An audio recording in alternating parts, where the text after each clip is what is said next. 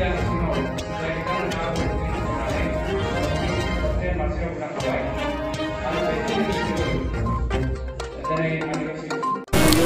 आंनि मुङा मुस्रि अजित केन्दुलना आं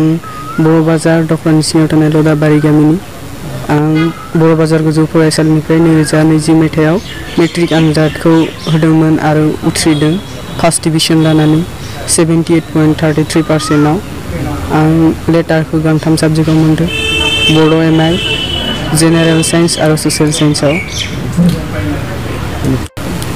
दिनै जिल्लानि इप्सुआ आंखौ बरायजानानै आं गोसोआव जोबोद मोजां मोनदों आं मोनसे थुलुंगाखांनाय मोनदों जे उनावहाय आरो बिनिफ्रायबो साबसिन रिजाल्ट खालामनो आं गोसो दं आं इयुनाव सासे सिभिल अफिसार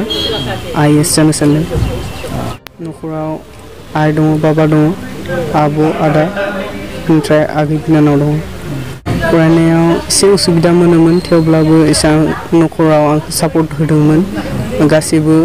बिनिखाय आं रिजाल्टखौ मोजां खालामनो हादों आइ आफाया टि गार्डेनाव लेबार खालामो इन्सपिरेसनखौ आं जोंनि गामिनि गोदो जायनोखि जोंहा आदाया गाजिना बियो मेट्रिकखौ 2014 आव फार्स्ट डिभिजन जायबा जोंनि गामिनि फार्स्टमोन बिनिफ्रायनो आं इन्सपिरेसनखौ मोनदों जे आंबो सानसे मोजां मार्क लानानै पास जानो सानदों आं स्ट्रिमखौ आर्ट्सआव फरायगोन आरो बे एचएसखौ रांगापारा कलेजाव फरायगोन आं रिजाल्टनिफ्राय एसेबांबो सन्तुष्ट नङा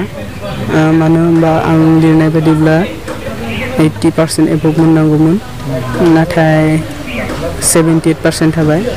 थेवब्लाबो आं इयुनाव मोजां रिजाल्ट खालामनो आसा खालामदों आं आर्ट्सआव फरायगोन ओमफ्राय आर्ट्सआव फरायनायावबो बिनि कलेजनि प्रफेसर सारा आंखौ हेल्प खालामगोन होनना बुंदों आं बिसोरखौ बेखौनो बुंनो सानोदि बिसोर गावनि फरायनायखौ गुबुननि सायाव सोनारालासे गावनि सायाव बांसिन गावखौ नायनानै फरायनायखौ मोजांनिफ्राय साबसिन